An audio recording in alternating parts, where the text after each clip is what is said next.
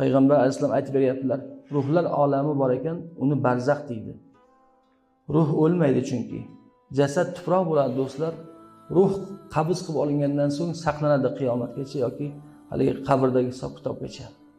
O'sha barzax olamida turganda ba'zi ruhlarning darajasi ko'tarilib qoladi, dedilar payg'ambarimiz. Boshqa ruhlar unga havas bilan boqishadi. Shunda haligi ruhni o'zi so'raydiki, "Ey Robbi ma hada?" Ey Robbim, bu daraja qayerdan yetyapti menga desa, Alloh aytar ekanki, farzanding seni yo'qlayapti. Istig'for aytayapti, duo qilyapti dedi. Ba'zi ruhlarning darajasi tushib ketar ekan. Boshqa ruhlar unga achinib boqishar ekan. Shunda haligi ruh so'rasa, farzanding jinoyat qilyapti der ekan. Shunday javob. Faqat ota-onalarga faqat farzandlarining amallari ko'rsatiladi.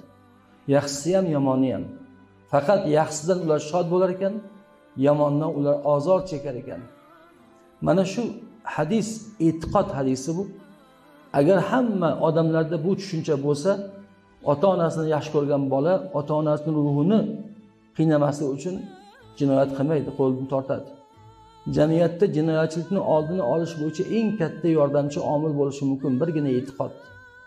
Faqat bu e'tiqod hammada yo'q-da. Ma'lumot ham yo'q hatto hammada. Ota-onam ruhiga amalim ko'rsatiladi degan tushuncha hammada ham yo'q, bolalarda ayniqsa. Buni ota-ona albatta tushunchalar birinchi o'rinda berish kerak bolalarga.